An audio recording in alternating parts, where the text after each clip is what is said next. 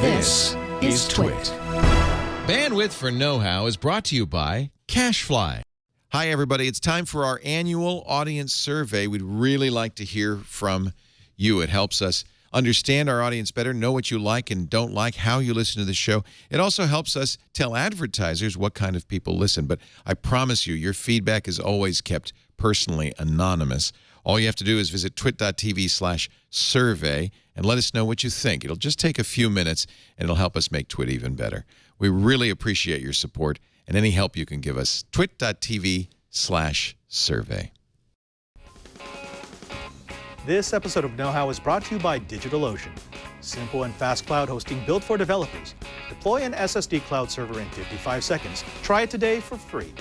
Visit DigitalOcean.com, and once you sign up, be sure to enter the promo code KNOWHOW in the billing section to get your $10 credit. And by Unity, the free personal media server. With Unity, you can access, stream, and share any media stored on your computers from your mobile devices. For more information and to download Unity for free, visit getunity.com/knowhow. That's GETYOUNITY.com/knowhow. Today on Know-How, your questions, our answers. Synology's brand new RT1900 AC router. And Steve Gibson gives us the future of home security.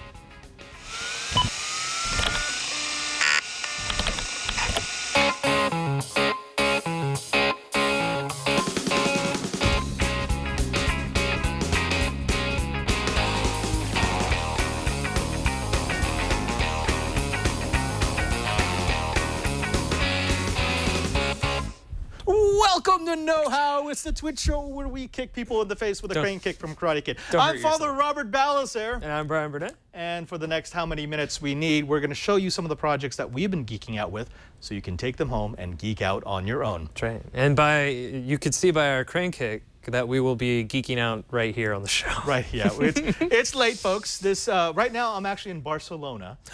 Really? I'm time traveling right Hola. now. Yeah, hola. ¿Cómo sí. estás? ¿Dónde está el baño? El biblioteca. Biblioteca. San Diego. No, we wanted to put this together because Monday shows, as we've tried to tell people, are a bit lighter. They're not really buildy. They're not makery. They're you don't have more to go DIY-er. buy out parts to find it. Well, I mean, you could go sometimes out and buy you could. parts. Yeah, right. You can follow along without having to. But this is Know-How the 2.0 versus Know-How 3.0. What? 3.0? Yeah, we were 3.0. We're already gotten to 3? I know, weird, right? Okay. Okay. Now let's get past that. What we wanted to do today is we wanted to answer some of the questions that people have been having about networking. It's been a hot topic, and I know that our know-it-alls really want to know how they should set up their home security, their home networks. That's a lot of no's. That's a lot of knowledge. That is a lot of knowledge. Now, let's go ahead and start this off with some feedback, because we actually had a very good question from a member of our community. Brian, what do you say? All right, this one comes from Bastian. We've had him before. Kadej. Yeah, Boston. Bastian Kadej? Mm-hmm. Okay. That works. He asks, what is the difference between a router and a switch? I'm talking about home routers and switches, not those in enterprise environments. When does a router do the same work as a switch? This is actually a fantastic question, because it used to be very easy to figure out what was the router and what was the switch. The router was the really expensive thing that you had in a data center somewhere, and the switch was, or actually it would be the hub, is the low-cost thing that you had in your home or SMB network. Not so much anymore, especially since, and actually Boston did specify that he wasn't talking about enterprise, but in the enterprise, I deal with a lot of gear that can be a router or a switch, and I have switches that do act like routers, and I have routers that can act like switches. So what difference does it make now anyway? The difference is in how we design our network. When we think about routers, what we're really thinking about is going between networks. Okay, so if you have a network at your house, I have a network at my house, there's going to be a network I want to access in New York. I need a router because I'm stepping off my network into another network. So anytime I'm going between networks, I need a router, the functions of a router. Now those functions can actually be done by a switch in some cases, but in most cases, you do need a higher end piece of equipment that will run a little bit differently. We'll explain what that means. Okay. When I'm using a switch does technically, it routes packets. I mean, it does send the frames in the right direction, but it does it in a different way. It uses tables to figure out where things are on a network at any given time. Okay. And can you directly, if you were going to connect to a switch from a router, could you do that like over the internet, or would you have to go to another router to get to the switch? You would go to another router. So you would go from router to router to the switch. So Okay. yeah, that's, again, there's going to be people who are going to be freaked out and they're going to be angry because, oh, you're giving them the wrong information, which is true because it actually is a lot more complicated than just saying this is a router and this is a switch. But the easiest way to remember this is if you are inside of a network, Yeah. you're using a switch. Okay. If you are transiting between networks, you're using a router. Okay. Okay? I've got that. All right. Now let's stay with that. Both routers and switches have different ways of finding the most efficient path to any given device. Okay. Now let's talk a little bit about how a switch does it. I've got behind me a really poorly drawn network with 12 computers and 3 switches. Okay. Okay, and so I'm not even putting a gateway in here. There is no connection to the internet. These are devices that are talking to each other. So this is like an example of like a local area network? This is a local area network. We can assume that one of these switches is providing DHCP. So all these computers do have an address. They have an IP address. But here's the thing that a lot of people don't realize about a switch and their local area network. When I'm trying to contact a computer on my network, I might type, Samba share / / 192.168.1.40. Right. And I'm thinking what I'm doing is I'm actually talking to the computer called 192.168.1.40. But you're not? I'm not. Oh. Because this does not speak IP address. IP address is a layer that's added over the top Of what? of the physical address. Okay. I know, now we're getting funky. Every network device, so be it a wired Ethernet port, Right. a wireless card, a device that just had like a security camera, has what's called a MAC address, Media Access Control. It's a unique address. No other device in the world has it. And it looks like 6 sets of hexadecimal characters. Okay, yeah, I've seen those before. Yeah, so 000000111111. Right. That would be a MAC address. Right. Okay. That's what the Ethernet switch actually needs to talk to a device. It uses the physical address to figure out where it should be sending the frame. And it does that automatically? It picks up the MAC address? Yes, and we're gonna talk about that. That's how it talks. But because I've never addressed a computer via the MAC address, except in certain cases. I was going to say, I have when I was port forwarding. When you were port forwarding, exactly.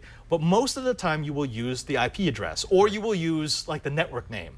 Yeah. Those are overlaid on top of the physical address. Okay. And let me explain how this is going to work. So let's assume that everything gets shut off. So all the memory is cleared. None of these devices have been on. Now I turn everything on. And so all of these devices get their IP addresses, or let's say they all have static IP addresses. And now computer 1 wants to talk to computer 10. The problem is it has no idea where computer 10 is. None of these switches have any idea of where computer 10 is.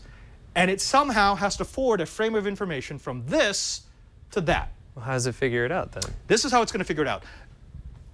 Computer 1 is going to say, hey, I'm looking for 192.168.1.100. Does anyone know who that is? Okay. And what it does, it's going to send out a broadcast frame to FFFFFFFFFFF. That's universal. Anytime any device sends out a broadcast frame, what that does is it tells the switches that are attached to it, send this everywhere. To find the device it's looking for. To find the device. So 1 is going to send a broadcast frame into switch A. Switch A will rebroadcast that over all of the devices that are attached to it. Okay. And every device will hear it. Every single device attached to that switch will hear it. So computer 2 and computer 3 will hear it. They will not respond because they are not that address. It doesn't match. Okay. Right. Then it will go to switch B. And switch B will rebroadcast that to all of the devices that are connected to it. None of them will respond. None of these will respond because none of them have that IP address. But that broadcast also hits switch C, and switch C will rebroadcast that.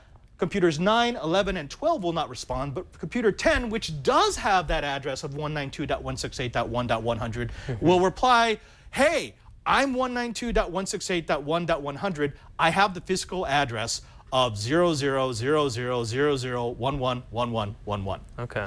That will come back, go to switch A, go to computer 1. Now here's the fun part. The way that switches become efficient is they actually have a table, a piece of memory that allows them to memorize where devices are on the network. Okay. Does that get cleared when it's turned off? It does get cleared when it gets turned off, so it has to repopulate. But now that I have broadcast and I'm getting a response from computer 10, switch C now knows that computer 10 is connected to that port. Right. Switch A now knows that computer 10 is connected to the port that's connected to switch C. But do any of the other ones know? Well, not yet. They don't have to. Only the switches have to know. Okay. And then switch A will know that, or sorry, computer 1 will know that computer 10 with that physical address and that IP address is connected through that port, down to that port. Right. And that's the most efficient way to get to that computer. Well, I mean, it's the only way. It's the only way, because the other way to do it is what we used to do with hubs, and hubs would just scream everything all the time. Very inefficient. And I mean, not to sidetrack too much, but wasn't it a hub that you recommended when you were trying to capture network data? Yes. Because it would just send out everything? It would repeat. And so the thing about a switch is if you're not supposed to be getting the traffic, unless it's a broadcast traffic, it will not get to you. So once I've got this is figured out, computer 1 knows how to talk to computer 10 and vice versa. Yeah. The only devices that will hear the conversation are computer 1, switch A, switch C, and computer 10. Okay. But if I put a hub there, that would just keep repeating. And send it out to everything. Every and device. That's how you would catch it. It's on the network. Okay. Right. All right, so that's how a switch works. Now let's talk about how a router works. A router is slightly different. A router does not use physical addresses. A router uses IP addresses. Right. Right? Okay. Because if I try to send a MAC address on the internet, no one will know where to find it.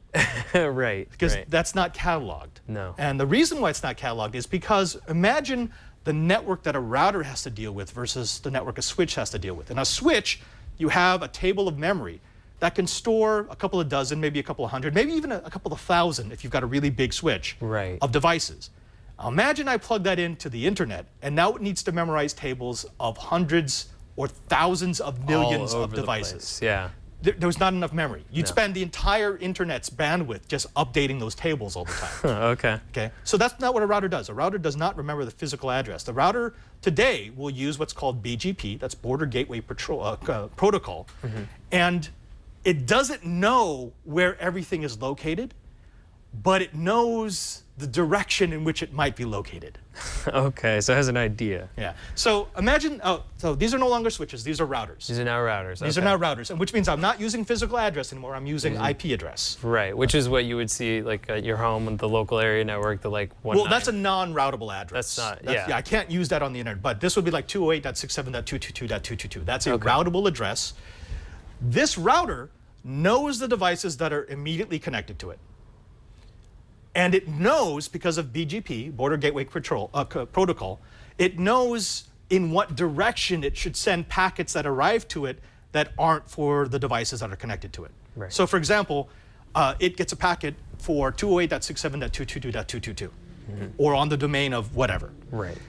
It says, well, I don't have this, but according to my table, I think it's in this direction. I'm going to send you over to this router.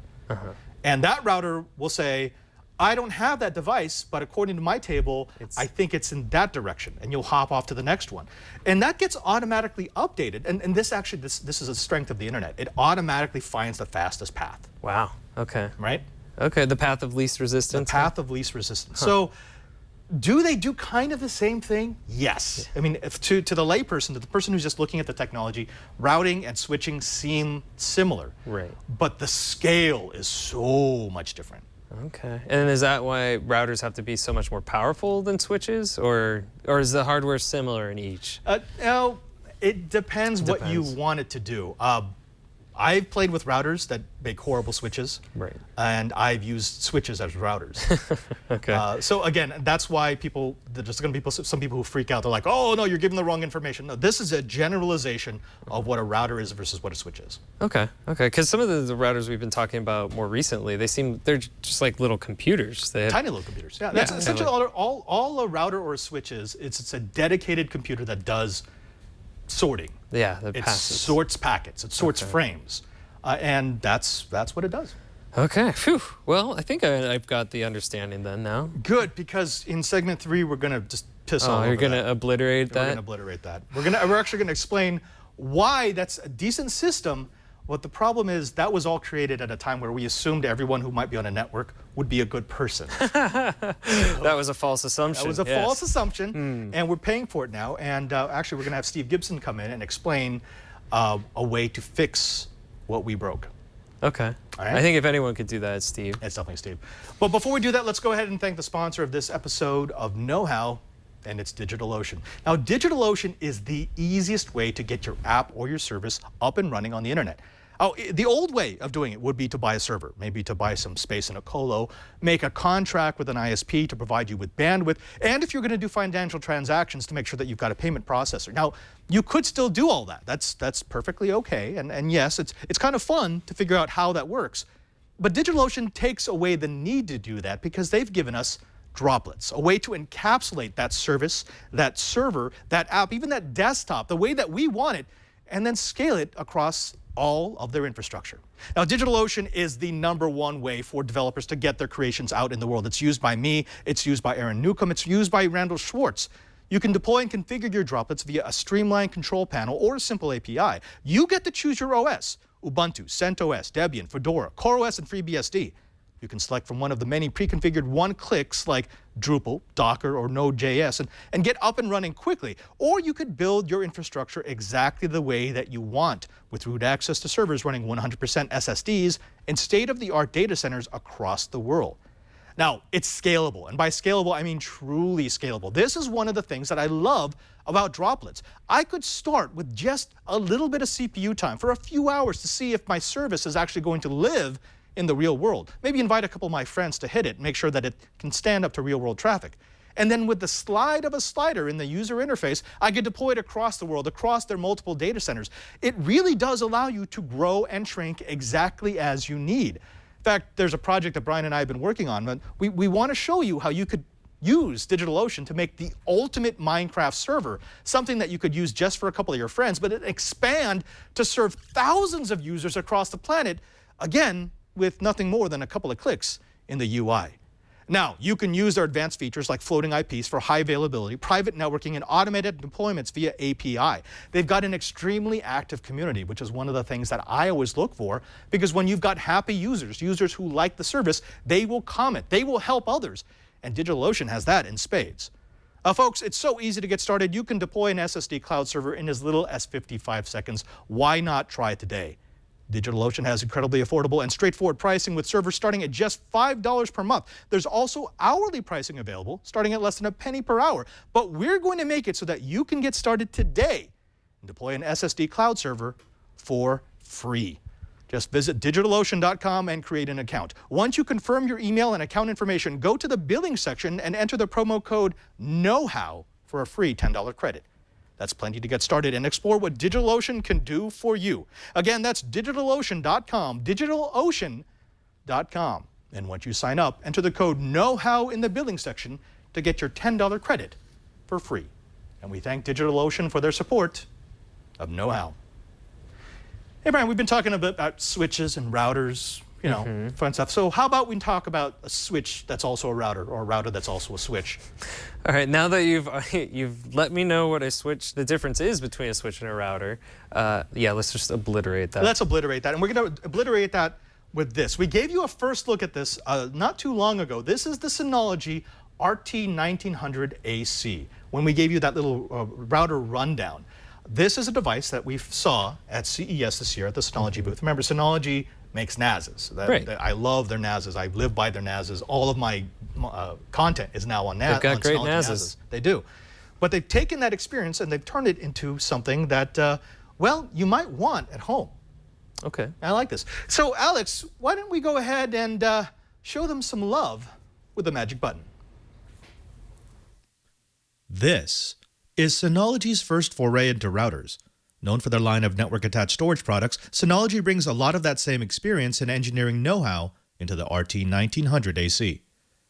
On the outside, the RT1900AC looks well-designed, if a bit plain. The all-black styling hides most of the goodies, including a dual-core 1 GHz processor, 256 GB of DDR3 memory, 3 beamforming antennas supporting both 2.4 and 5 GHz 802.11a, b, gn, and AC. A single WAN port and 4 LAN ports adorn the back of the unit, while a USB 3.0 port and an SD card reader are housed on the right. The left side of the RT1900AC sports a button for WPS and a physical switch to turn the wireless features on and off without the need to access the user interface. A quick boot and login reveals Synology's SRM, or Synology Router Management. Users of Synology NASs will immediately recognize the layout, and many of the functions have been duplicated from Disk Station Manager, to the point that being an expert in Synology DSM makes you an expert in SRM. Opening the Network Center reveals a well-organized set of screens and intuitive configurations. The status screen gives you basic real-time throughput, device status, and router resource monitoring. The wireless menu lets you individually configure the 2.4 and 5 GHz bands, as well as letting you create a guest wireless network that gives visitors or unsecured Internet of Things devices restricted access to the Internet without having access to the rest of your network. The Internet menu lets you configure for your ISP settings, while also giving you easy access to port forwarding, DDNS, the DMZ, IPv6 settings, and the 3G, 4G backup connection that runs through your connected USB dongle. An easy way to stay connected should your wired ISP take a bit nap. Parental controls allow parental units or concerned admins to schedule Internet allowed time with a simple menu that lets them set access parameters down to the day and hour and device, while the web filter will keep malware and objectionable material from making it onto your network. For those admins who want a little more control, Synology SRM also allows you to prioritize the traffic from particular devices on the network, perfect for mission-critical devices. And it gives you up to a month of recorded traffic stats, letting you sort through the top talkers and applications on your network. These settings and more allow you to easily configure your RT1900AC for router, AP, or client mode, turn on sharing of media connected to the USB port or the SD card reader, set up SMS notifications for network events, self-signed certificates, and dozens of features that most users won't care about, but geeks will love. One of the best features of the SRM operating system is a direct translation from Synology's DSM, the Package Center. The Package Center allows users to install, update, and maintain add-on features on the RT1900AC with minimal training. As of the recording of this review, only 5 packages were available, but as it shares this feature with Synology's NAS boxes, expect that to quickly increase. Download Station allows users to download files via BitTorrent, FTP, NZP, eMule, and a number of protocols directly to a USB-connected storage device, which can then be shared across the network. Media Server adds DLNA and UPnP functionality for streaming media from router-attached storage to TVs, media boxes, and network devices. DNS Server gives you your very own domain name system server, while SMB and enterprise users will appreciate the out-of-the-box Radius support. However, my favorite package has got to be Synology's VPN server. This download gives you the ability to securely connect to your network from a remote location via PPTP, OpenVPN, and L2TP IPsec. In all, the $220 Synology RT1900AC is a rare exception in an otherwise boring field of routers. They've managed to make a router simple enough for the neophyte, powerful enough for the small to medium business, and geek enough for the super user. I said it before, I'm normally not excited by routers. I mean, they're not particularly sexy. But if you were to get excited about a router, this is the reason why. This is the one. I mean, it's nice. And what I like about it, it is based on Linux. It is based on their DSM experience, the Disk Station Manager. So Synology knows how to make good user interface. They know how to make security stuff. Right. I like that. I really like the VPN client, by the way. We're going to do a special on that because that is possibly the best, fastest VPN I've ever played with on a commercial device. I thought it was pretty slick when I saw you could do BitTorrent in it. Yeah, BitTorrent inside the device. And you said this during the break, which is, it's a computer. Yeah, it is a computer. It's a Linux computer. They've put on a lot of handles to make sure that it works properly as a router. That's pretty cool. Yeah. I like it. So when do I get to play with it? There's one more on the table, and I think Tanya has one on her table. So just, Really? just take it. I think that was supposed to go to the screensavers. Yeah. If you go to my screen, Alex, I want to show you a couple of things that I did not show off in the episode, in the video, but we were asked about this. Someone said, is there a way for me to, like, on my phone, turn off my child's Xbox, PlayStation, whatever, when they shouldn't be playing anymore? And actually, yes, there is. This is very cool. So you go into the Network Center, and if you go to traffic control, and if you hover over, if you can zoom in on this, Alex, if you hover over the device, there's this simple button I can press right here, banned. And the fun thing about it is it immediately knocks them off, either wired or wireless. It takes them out, and they don't come back until you unban them from the network. I don't know if I like this or not. I'm sure my parents would have loved to have that back in the day. It is a great little button. No, there is no app. They don't. I mean, they could make an app because this is just a lead into the API. Right. So actually, maybe that's a project. We'll make Do it the from ban your button. phone. Just a big red button. Boop. That was easy. But there's a couple of other things. Geeks will really like this. In the administration, if you go to, where is that? LED. This sounds really stupid, but it's something that I like. I can say, turn off the LEDs like when I'm sleeping, and it's really as simple. You can specify the time? So I just say, okay, from there to there, turn off the LEDs. So at night, make sure the LEDs aren't blinking. That's pretty cool. I mean, it sounds simple, it sounds stupid, but that's a cool feature. It's something that I'm like, oh, yeah, so they listened to their users who said, I'm tired of putting a towel over the top of the router because the blinking lights keep me up at night. Well, the router I have, you can turn them on or off, but you can't set like the time for it. Yeah. Which sometimes I walk by and I'm like, is it on? Is it working? Right, so this is, hey, I normally go to sleep at about midnight. I'm normally up by 6. So from midnight to 6, the lights don't turn on. That's pretty cool. Yeah. Something else I really like here is, where's that service? I can enable terminal services. So if you're one of these people who likes the command line, you can turn that on here. This is a Linux computer. So just turn on the SSH services. You can secure shell into the router and give it Linux commands. That's cool. So yeah, you can really get down with this. There's so much in here. Everything from how the wireless is partitioned, how the wireless is partitioned to how I can turn on and off individual networks. I can turn on a guest network. I can turn on just the 5 gigahertz band, just the 2.4 gigahertz band. I love the fact that not only is there a switch inside the user interface, there's a hardware switch. So I have this mounted next to the door, and I'm worried about like Internet of Things devices doing bad things along the way. Yeah. I physically turn off the Wi-Fi. The router stays on, but there's no more wireless. I like that. I like that a lot. They've put. I'm not used to seeing this. I'm not used to seeing like the first router from a company being a home run. Most of the time it's the $40 router that they think that you're just going to buy because it's cheap. This is actually a quality product. That is neat. It's got so many cool little features. I like how granular you can get with it, or you can just do a basic setup. Yeah. Well, I mean that's the thing. This is something that I will actually buy and put into my parents' home because I can administer it from here. I can SSH into it. It doesn't have a touchscreen on the front. Is that going to be okay? No stylus? That's the other cool thing about it. I mean, there's nothing that they can do other than turn on or off the Wi-Fi. Which, I mean, is pretty basic. It's just pretty basic. So for them, it's just a really good router that always works. For me, it's something that I can play with. In fact, we are going to play with this. This is the router that I used in. We did a Synology NAS as a digital video recorder. Okay. This is the router that we're using. Sweet. Yeah. So folks, if you are looking into a router, there was a video that we put. We put the entire VO video on the YouTube channel about a week and a half back when they actually did the official release. When we did the first look at this, it actually had not yet been released. And I got an email saying, did you see the embargo that we put on the... I'm sorry, I was blinded by the awesomeness. I can't hide that much awesomeness under my head. I can't do it. I'm sorry. Impossible. Impossible. I just can't. Folks, when we come back, we're getting back into routing. We're going to talk a little bit about something that Steve Gibson brought up, which is what happens when devices or people misbehave on your network. Remember that whole thing that we did about the ARP and the resolution protocol, address resolution protocol, so that you can find out where devices are on your network? Well, you can abuse that. We're going to show you how you can abuse it, and then Steve Gibson's going to give us a way to keep it from being abused.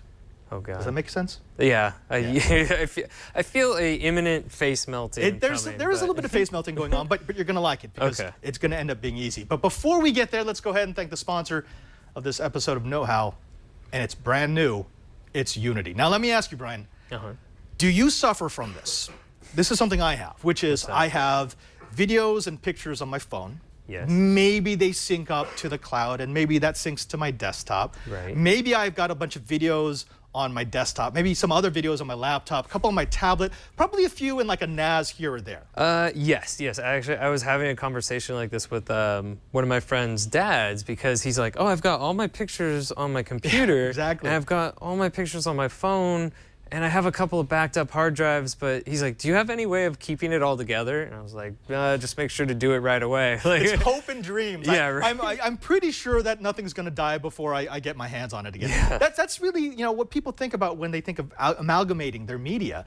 And that is, well, I hope it won't die before I get everything copied to where it needs to be. Well, I kind of squirrel things away, and then if I forget about them. So I've got like multiple hard drives on an old computer of mine that I've just like pulled things from, copied things from, and then they've kind of forgotten about it after a while. Well, Brian, what if I told you that there was an easy way for you to never deal with that again? I would love that. And it's called Unity. Now, Unity is the easiest way to sync your media files across all the devices you may own, no matter what their operating system, no matter how they're set up to sync, no matter what they're carrying. Now, Unity is a free, easy-to-install personal media server that connects your devices so you can access your content on the go, again, without syncing, without uploading, and without configuring. You can visit getunity.com/knowhow, and there you can stream your entire music collection to your mobile device, even iTunes Music. You can stream your entire movie collection when you're traveling. You can share any of your media with your friends, peer-to-peer, and your friends can stream it directly to your computer. You can install Unity on every computer you want to access, and Unity will unify all your media and files into one organized menu in your Unity app. You can also automatically merge iTunes accounts and libraries. I know there's a lot of you who have started multiple accounts, and it's always a pain to log in and out, remember where that particular piece of content was stored. Well, don't do that anymore. Just use Unity to unify your iTunes. You can post photos stored on your computer directly to Instagram. You can access all your Lightroom and Apple Photos libraries and photo albums. You can stream and share your GoPro videos. You can even use AirPlay to stream music or video to your TV straight from the Unity interface. Folks, this is the new way to have media. Don't worry about scrolling it away on one device or another. Don't worry about making sure that's accessible on your tablet and your PC and your phone. Just get Unity and you're good to go. Now, you can create your own private personal media server at getunity.com/knowhow. That's getunity.com/knowhow today, and access all your media and files on your mobile devices for free. That's right, it's free. Folks, if it's free, why not give it a try? Why not see if maybe this is the way you prefer to consume your content? To learn more and get started with Unity, visit getunity.com/knowhow. Again, that's getunity.com/knowhow. And we thank Unity for their support of Know-How. Hey, Brian. What's going on? All right, so we talked a little bit about all this. Switches, routers. Address resolution protocol, right? This is how you figure out where devices are on the network. Right. Okay. What if I told you that this works perfectly as long as there are no bad actors? Unfortunately, being a bad actor is a lot easier than it sounds. Okay. Yeah. It's easy to be a bad actor, It's right? super easy to be with this God-given acting talent. Let me show you. Let me show you Okay. where the problem comes Whatever in you here. say, calculon. Yeah. Okay. Now, this address resolution protocol, ARPing, it counts on the devices being honest about who they are. Okay. Yeah. Which isn't always true. It's not always true. Remember how this found 10 after we wiped everything? It said, who is 192.168.1.100? And that broadcast went to all the devices, and they were all silent. No one said anything until it got to the right one. It said, oh, that's me. I'm 192.168.1.100. They're all good actors. Yeah. They're all good actors. Yeah. But what if device C2 said, oh, no, that's me? The problem is there is nothing in this protocol. There's nothing in this setup that verifies. Okay. And in fact, what this can do is this could pretend to be multiple addresses. Let's say it's looking for 192.168.1.100.101.102.103. So it could just be listening for any broadcast. Yeah, it could just keep saying, oh yeah, that's me. That's me. Oh, that's totally me. Yeah, that's me. No, so no, is no. there any that's me. or like a conflict if there's multiple machines saying that the same There is, thing? but it's a race condition. Whoever gets there fastest gets the entry. Okay. So this now here's the big problem. So C2 could actually pretend to be the gateway, the router to which all of this is connected. Right. And so what it will do is all of these devices are going to say, oh, hey, where's 192.168.1.1? Because I have a packet to go to the internet, and I know I have to get to the gateway, right? Right. It says, oh, no, that's me. I'm 192.168.1.1. All of the packets now flow into C2, and then C2 forwards it to the router. But what that means is it gets to peek at all the packets before they go out. That's sneaky. It's totally sneaky, but the problem is there's nothing here to stop that. In fact, We covered this back in Know-How. I think it was like episode 104. It was a long, long time ago. Jeez. We showed people how they could use a simple piece of security software called K&Enable to do what's called an ARP poisoning attack, an address resolution protocol attack. Alex, let's go ahead and start up the time machine by pressing the magic button. So I've got K&Enable loaded up. I already downloaded. I installed it. It's a very small program. It installs very, very quickly. Here's how it's going to work. What I need to do is I need to set up my attack. So the first thing I need to do is know what computers are on the network. So I'm going to go ahead and go to the sniffer tab right here. There we go. So that's my sniffer. And I want to find out what's on my network. So I'm going to hit the plus sign. Oh, sorry. Actually, I have to turn on the sniffer first. I'm going to turn on the sniffer, and then I'm going to hit the plus sign.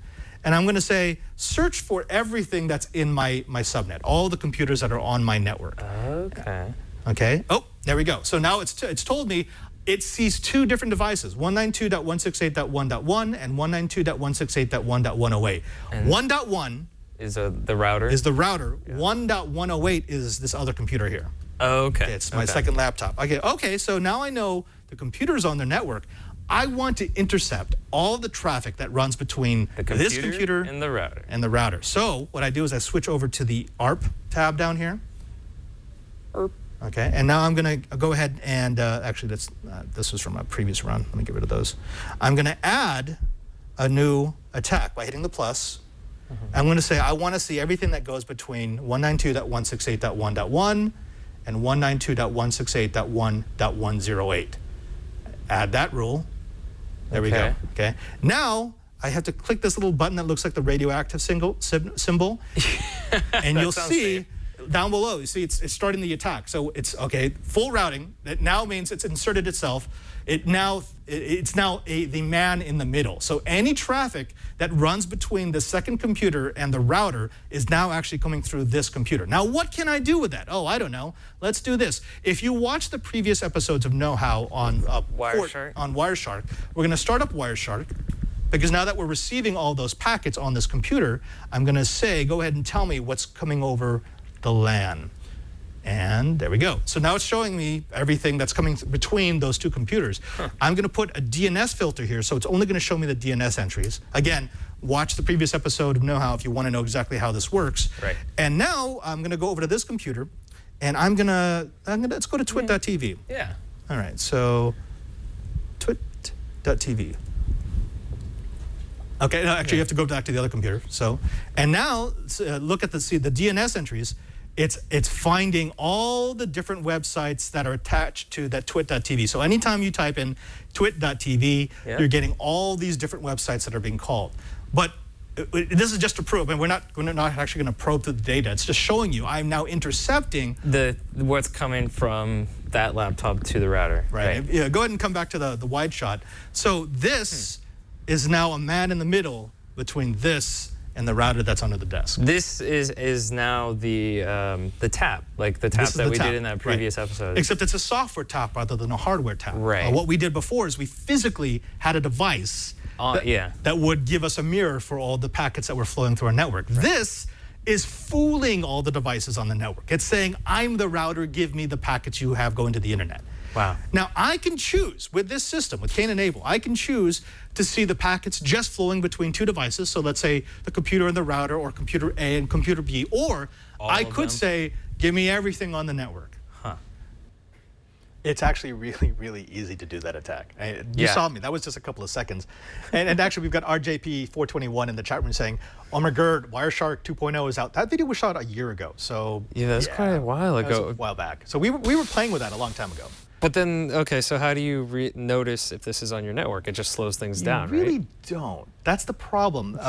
People say, well, if I've got a slow connection, I know there's a man in the middle. Not necessarily, because how do you tell the difference between a man in the middle slowing down your access and just the internet going slow, like we know it is? Yeah, which seems to happen from time to time, especially if you have Comcast. Right, exactly, yeah. And it's not that there's a man in the middle, it's just that, okay, right now their router's oversubscribed, it can't get me the packets that I need in the time that I want. Tell me how you fix it, Padre. Well, I mean, on the enterprise side, if you use some very expensive equipment, like I have in my lab, it does guard against ARP cache poisoning. So you can with high-end gear and sophisticated software, keep something from beaconing and grabbing all of the addresses. Because that sets pretending like off it's some everything. bells and whistles saying like, oh, this one machine can't be all these different ones, or Precisely. Like, for example, the way that my switch does it, I think I've mentioned this before, is every time you connect, it puts you on your own VLAN. So you only see yourself and the router until it trusts you. And if it trusts you, then it moves you into the trusted zone. So that's sort of my way to do it. The way that my enterprise switch does this is I just assume that anyone who connects to my network is a bad person. so you put them on a VLAN. I put them on a VLAN, and they can act naughty all they want, and they can only affect themselves. Okay. Right. But most of us don't have access to, multi-$1,000 switches. We don't have access to enterprise gear. Luckily, Steve Gibson came up with a solution that I think actually is perfect, especially since a lot of these devices are not that expensive anymore. I mean, think about the WRT54G that we like so much, that Linksys. You can buy a router like that for $20. Now, it's not the most advanced thing. It won't have the bells and the whistles of the RT1900 AC, but that's precisely Steve Gibson's point. Hey, Alex, let's go ahead and find out how Steve solved for ARP cache poisoning. We put each of the networks behind their own router. That constrains them to their own LAN, and the routers block Ethernet and block ARP and any way for them to get out. So each of those networks behind their own router is able to send data out. Now, in the worst case, let's say now that one of them is malicious. It could do what I first proposed, is it could do a trace route. If it did a trace route, it would see its own router, then it would see the shared router, which is the Y-ing router, where these separate routers, WANs, are plugged into the LAN connections of this root router. It could determine that router's gateway IP.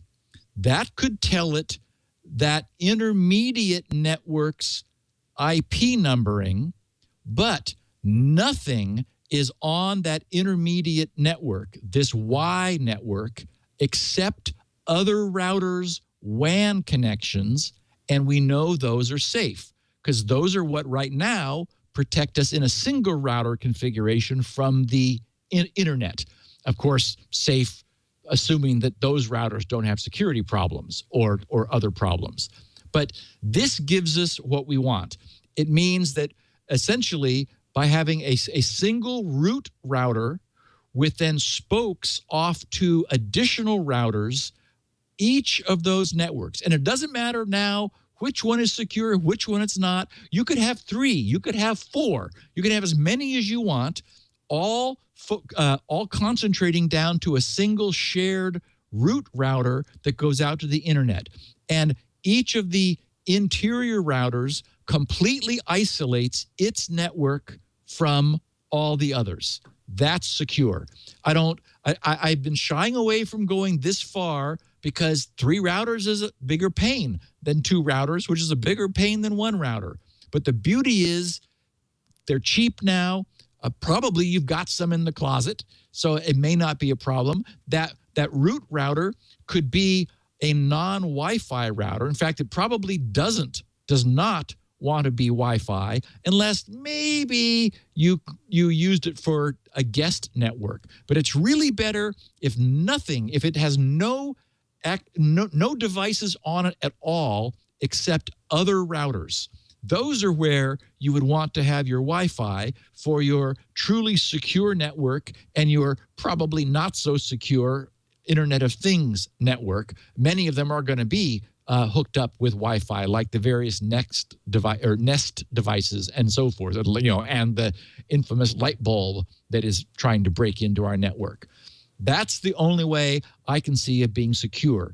The beauty is this doesn't require any configuration, anything fancy, any settings of any kind. It's just it uses the basic NAT concept that all routers share, it blocks Ethernet, it routes IP, and it fully isolates the networks that are behind each of these routers so that they cannot see each other. And I don't think there is any, I don't think there's a simpler way to do this. Yes, if you have a fancy router, if you've got a firewall, if you're using pfSense, if you really know what you're doing, you could pull this off with a single device. But for, I think, 99.9% of us, if we're going to start playing with Internet of Things devices, give that its own router, take your main router and have them both feed into a router that goes out to the internet. Then you've got isolation, and you don't have to worry about any of their settings. I've always been reluctant to NAT a NAT. Right, we've heard about bad things happening. Then. Yeah, I mean, technically it will work, but whenever you, like, I actually do need port forwarding. I need to open up ports for particular devices, so that's a pain in the butt for me. Right. But the more I thought about this solution, the more I think Steve's really onto something, because again, these are so cheap, and most of us have a couple of old routers sitting in the closet unused. Yep. In fact, if you can find a router that you can turn the wireless off on, that's even better. And this does afford you some pretty serious protection against bad actors on your network. Let me show you. We've actually got a quick drawing of what this looks like. So we've got router one. Router one would be the one that's actually connected to the internet. Right. Now, in the old setup, this is the only router that you would have. So this would be the one that has the wireless network that you connect to, so you can get out with and your phone. all and your tablet. devices connected to it, yeah. The problem is, we already know from what we talked about with address resolution protocol poisoning that any device on the inside of this router could do an ARP cache poisoning attack and suddenly be the man in the middle. Pretend that, yeah, it was Right. one of those devices. Because there's no protection. It can pretend to be anything. However, what he's proposing is you take router one, it's connected to the internet. Yeah. There are no devices connected to router one other than Another other router. routers. So I'm having router 2, router 3, and router 4. I've added one. He's got a 3 router setup, so it would sort of be router 1, trusted network, untrusted network. Okay. Okay. Now, let's say, so these are all the endpoints. These are the clients. Let's say I've got a bad actor on router 3. But router 3 is, say, it's the network I reserve for my Internet of Things. Right. So it's my security cameras. It's Your my Nest thermostat, my your Nest Ring thermostat, doorbell. my Ring video doorbell. All those devices would be on here. Let's say there's a bad actor here. It could still capture the traffic from all of the others. It could ARP cache poison all of the other computers here and act as the man in the middle. But it will not be able to see any of the clients in router 2 or router 4, because when it comes back out, if it tries to get here, it's going to hit the router. And the router's using NAT, and you cannot see past the NAT unless it lets you see past the NAT. Okay. So this will protect all of the clients in router 2 from anything in router 3. And it doesn't even really matter if there's a bad actor on router 3. Yeah, and this is, you can subdivide as much as you need to get the protection that you want. So if you're really concerned, you could use 12 different routers. As long as you've got them coming back out, you have the ability to isolate a device, to say, yeah, I will give you access to the internet, I will give you access to yourself, but you will have no access to any other device on the network. And actually, this is what I do. So my really expensive enterprise switch, that's what it does. I don't have to use physical hardware because the switch can do it all in software, right, in a VLAN. But this is essentially creating a different VLAN for every single set of clients. Each of them only can see what's inside that VLAN. But this is what normal people can do who don't have thousands of dollars to spend on enterprise equipment. Precisely. If you've got a bunch of $20 routers, this is easy. And the only thing that you have to do, the only thing you have to make sure that you do is don't have the same LAN subnet on every single one of these. So let's say this is 192.168.1.1. Don't have these also 1.1, 1.1, 1.1, because what will happen is when you try to access a device, it actually can forward back out to here because this has the same address. Right. What you want is this would be like 1.1, this would be 1.2, 1.3, or sorry, 1.1, 2.1, 3.1, 4.1. And that gives 100 IPs for each. Well, 255. So 255, 256, but the 0. All of those addresses are now available to you, and you will not have any routing problems. It is one of the easiest things to do, and I kudos to Steve, because I would not have thought about recommending this, because I'm always thinking, oh, VLANs. Right. And like this can do VLANs. So I actually Basically could that. separate these so that any device plugged into any one of these ports has no access to any of the other devices connected to any of the ports. But this is an expensive router. This is $200+. What if I just had a bunch of $20 ones? I could get the same effect, and since it's all hardware, I don't have to worry about configuring. It's as he said, 3 dumb routers. Okay. What would there be any conflicts if you're trying to, if you say you're on router 2 and you wanted to talk to a device on router 4? Yes. So if you want to do that, you have to start doing port forwarding. Right. Which we've done. We've actually covered that. Remember when we did the episode with the security cameras, we talked about how you could access multiple cameras behind a firewall, behind a NAT. In that particular case, you were suggesting the DMZ, which is bad because that means right. That all opens traffic, everything. That Yeah. opens everything. All those ports go to that device. What you could do is you could say, okay, I am actually, so the internal address on this is 2.1, 3.1, 4.1, right? So that's all those. This address on router 1 might be 192.168.1.2, 1.3, 1.4. I can set the forwarding rules here to say anything that comes in on the WAN port 6060 goes to this device. Okay. So that is more complicated, and you really don't want to open up any ports that you don't need to, because then you're starting to defeat the purpose of having this in the first place. Because if you do open up ports and you have a bad actor, and the bad actor starts scanning all of your internal addresses, it will find your open ports. Okay.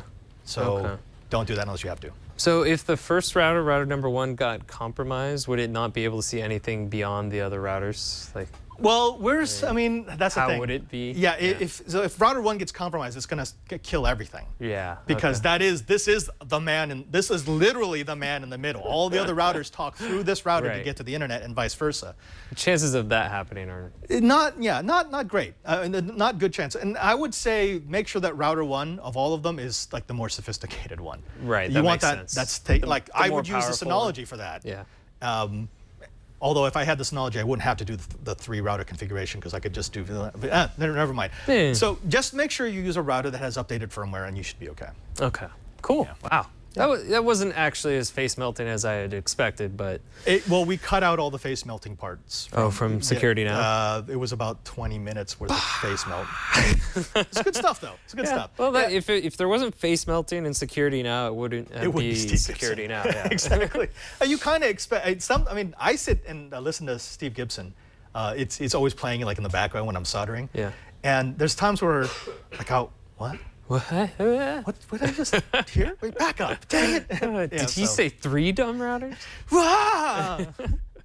Folks, we know that this has been a lot of information, and we're going to make sure that you get the notes. If you want to find out what I did with the ARP cache poisoning, you want to find out how switches versus routers works, that's all going to be in our show notes, which they can find where, Brian? At twit.tv/KH. And I have a feeling we should have taken some pictures of your chalkboard. Maybe I'll throw some stills in there, show off your artwork.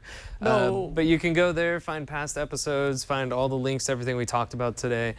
Subscribe and or download of your choice. Yeah. And don't forget that that's not the only place you can find us. In fact, we would prefer that you find us on our Google Plus group. Just go to Google Plus, look for Know-How, and join almost 10,000 members of our Know-How community, our know-it-alls. They are great for posting answers to your questions or giving you ideas for future projects. If you've got a project that you're particularly proud of, please put pictures, put videos. We may play it on a future episode of Know-How. Yes, be sure to show it off, and there'll probably be some questions about routers and things like that too. So that'd be a great place to talk about Do your that. thing, yeah. That's also not the only place you can find us on the socials. No, that's not. We're also on Twitter. If you want a behind-the-scenes look, or you want to see what we're up to, or what kind of crazy stuff we're doing. Wow. You never quite know what you'll see. Probably a corgi gif. But you can follow me at cranky_hippo. And you can follow me at PadreSJ. And you can find our director. Of which we would not be able to do the show without. What's his name again? Jim. God, I wish I remembered. Jim Gumble. You can find him at Excuse me, Padre. Yeah. That's Alex Gumpel. Oh, I'm sorry. Why do we never get I that just right? don't care. So it's ANELF3 if you want to talk to Jim. He makes the show happen. He does. He keeps us on time. He really does. Oh, right. Oh, okay. Folks, also thanks to everyone who makes the show possible. Of course, to Lisa and Leo for letting us do know-how, for my esteemed colleague here, Mr. Brian Burnett, for giving us all the moral support that we need. Oh, thank you. Yes, thank you. It's one of the things. And of course, to you, thanks for coming back each and every single week. Don't forget to check out our YouTube channel at youtube.com/knowhow. I am actually in Barcelona right now. I will be trying, if I can find the bandwidth, I will be trying to upload little vignettes from Barcelona onto the YouTube channel. It's a reason to join us. Again, youtube.com/knowhow. Jealous. Until next time, I'm Father Robert Balacer. And I'm Brian Burnett. And now that you know how. Go put a router behind it. Behind another router. A router and a router. On another Routeception! It's a router onion! Ah!